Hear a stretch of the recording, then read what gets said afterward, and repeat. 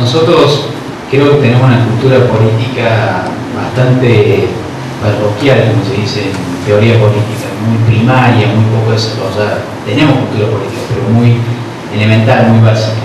Falta cultura política democrática y participativa. ¿Cómo se hace? Instrumentos hay, porque tanto la Constitución Nacional como la mayoría de las constituciones provinciales o las cartas orgánicas prevén el Instituto de Democracia Semidirecta, Iniciativa Popular y canales de participación política, pero no se ejercitan, no se practican. Tiene que ver con el paso del tiempo y tiene que ver también con la cultura política dirigencial. En eso sí creo que hay una responsabilidad de los dirigentes. Básicamente de algunos dirigentes que desde el poder hacen un caso omiso como si no existieran estos caminos. Si pocas veces se hace una consulta popular, si pocas veces se habilitan otros mecanismos del Instituto de Democracia Semidirecta, entonces como si no estuviera. Así de simple. La gente por sí misma sola no puede, salvo cuando la cosa llega al extremo y agarra la cacerola y sale de casa. El lenguaje de las cacerolas puede ser atractivo para aquellos que nos resultó simpático el episodio del otro día porque no compartimos el proyecto de este gobierno, pero convengamos que es un lenguaje sordo, un lenguaje que no dialoga, solo protesta y que en definitiva no es un lenguaje necesariamente democrático. Democrático en el sentido, sí, de la protesta, pero no de la propuesta. Entonces realmente es muy difícil. Me parece que la única manera es, lamentablemente, tener que esperar un poco más de tiempo, más democracia. ¿Y cómo? Con más tiempo. Porque hasta ahora lo que hemos visto, a diferencia de Uruguay, a diferencia de Chile, es que nuestra democracia, joven como la de nuestros vecinos, todavía está bastante débil, especialmente en materia de participación política. Pero la participación política no es solamente en los partidos, sino también es, la democracia social es eso, es participar en el centro vecinal, es participar en el consorcio del edificio, en la escuela de los chicos, en el sindicato y en todos lados. Si sigue habiendo un desinterés masivo y eso tampoco colabora. Entonces, con esto no quiero decir que idealistamente decir, bueno, cuando la gente participe todo va a cambiar. Sí, va a participar, pero de la mano de eso está la responsabilidad de los dirigentes de impulsar esa participación. Si no, si impulsamos el bolsón y nada más, estamos en la permanente democracia delegativa que se llama. Yo voto cada 4 años, me desentiendo y delego en los representantes, especialmente en el Ejecutivo, la marcha de los asuntos públicos. Y bueno, evidentemente el resultado es lo que se conoce. Los jueces son funcionarios, gobernantes turnos, doctor. ¿Quiere decir que estamos en un país sin ley entonces? De alguna manera creo que sí. Eso atenta claramente contra la llamada forma republicana de gobierno. Claramente sí. Si hay causa de intervención federal, hasta si ustedes quieren. El problema es que el Poder Ejecutivo difícilmente lo haga y el Congreso Federal, con semejante mayoría poco dispuesta a debatir, a contradecir al jefe o a la jefa, se atreva. Ese es el problema. Ahí tiene la posibilidad de dirigencia que usted planteaba, porque no me refiero, por supuesto, a usted, senador, sino a los senadores del oficialismo. Básicamente, los senadores del oficialismo. Si uno se atreve a alzar la voz discordante, tenemos lo que usted conoce, mejor que nosotros. Por lo menos. Sí.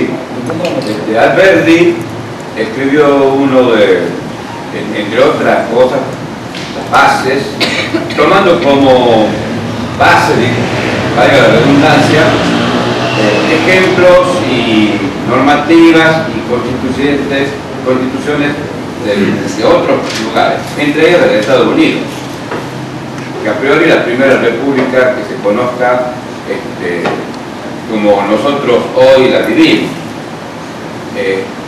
¿Cuál es, a su criterio, la razón del éxito de una constitución y del menos éxito de la nuestra? Porque hay una gran diferencia. Yo creo que no son iguales, nacen de una manera distinta y se reforman de una manera distinta. No sé, obviamente aquello es más exitoso que lo nuestro. Bueno, hay al menos, por supuesto, la explicación excede lo que podamos discutir aquí, porque son múltiples causas, pero al menos se atribuyen un par por lo menos. Una la anticipé yo cuando hablaba y tiene que ver con las distintas facultades del Poder Ejecutivo.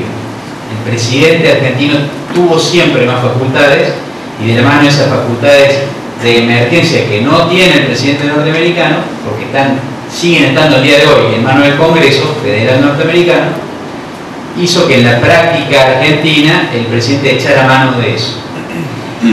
Y en segundo lugar, me parece a mí, pero no solo a mí, sino digamos, esto se discutió mucho, tiene que ver con la cultura política argentina. Pero cuando digo cultura política, el tipo de cultura política argentina.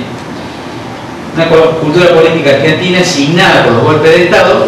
Los golpes de Estado se produjeron por otras circunstancias diferentes, que tuvieron que ver con la influencia de algunos países extranjeros, por caso de Estados Unidos, con circunstancias económicas, además de políticas y sociales. Y entonces, los sucesivos gobiernos de pacto, que venían a interrumpir el gobierno constitucional, a lo largo de por lo menos 53 años, para hablar en general, porque estrictamente se puede hablar de más tiempo, pero gran parte del siglo XX, interrumpían la práctica constitucional.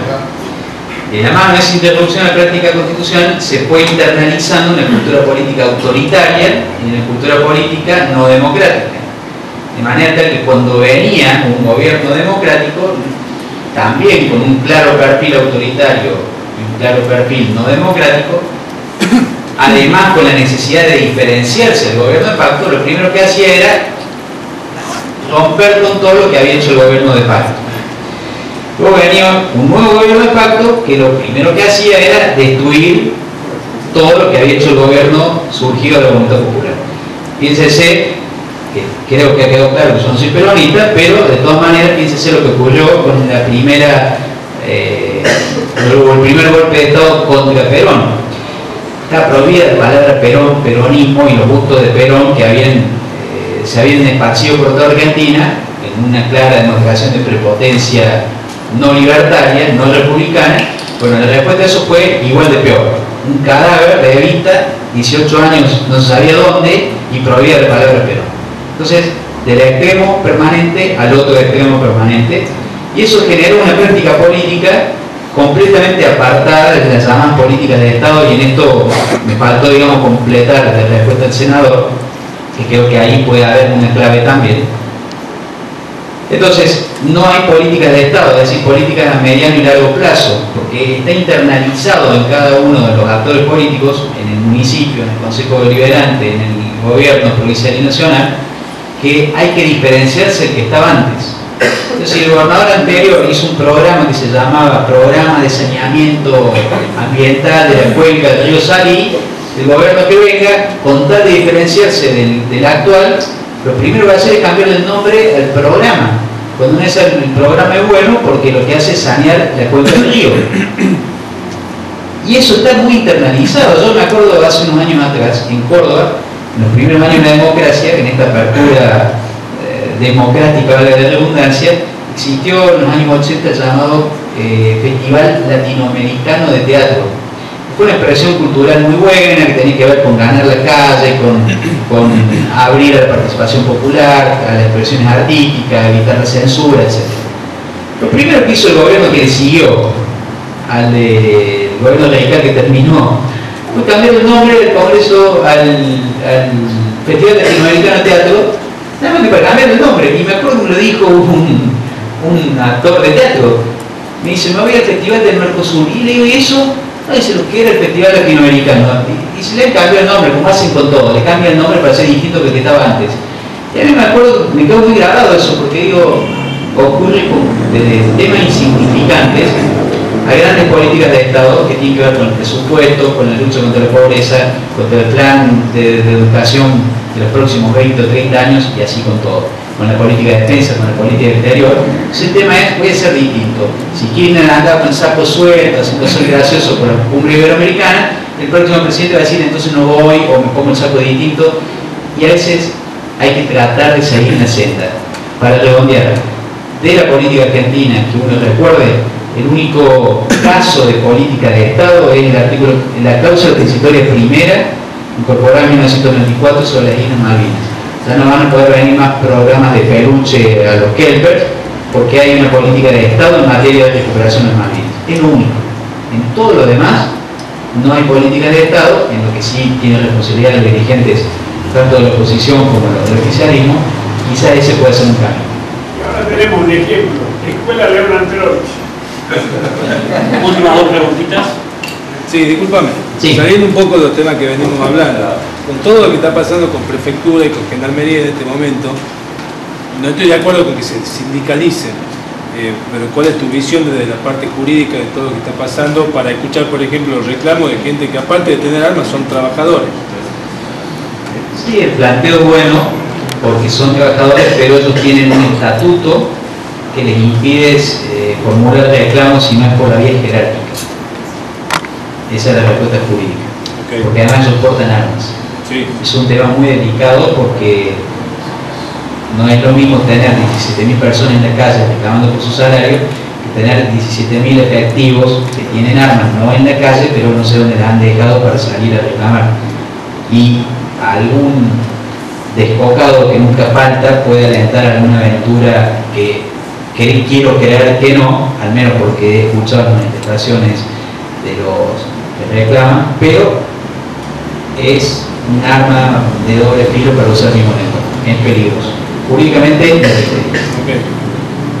Sí, te quería agregar un poquito de mi opinión a lo que vos has dicho con respecto a la pregunta que ha hecho anteriormente el señor. Me parece que hay una respuesta más simple, menos técnica, más de este lado del auditorio, quizás con respecto a esa pregunta, así como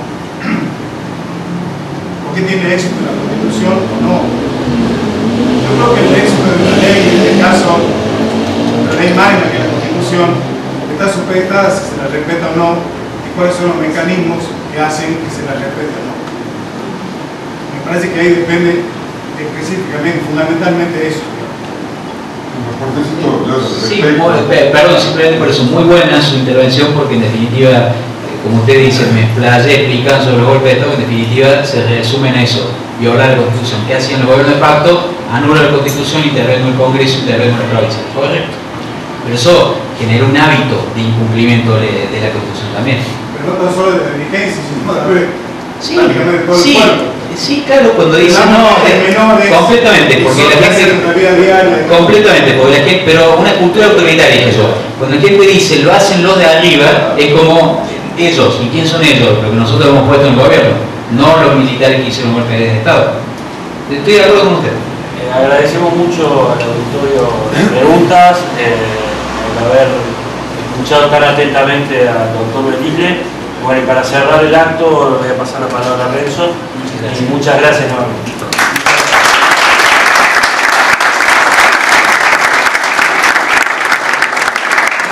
Quiero agradecerles a todos por la presencia. Este es el inicio de una serie de eventos que va a traer el Instituto Moisés Levenson. Así que, bueno, gracias a ustedes por haber estado y a todos ustedes también.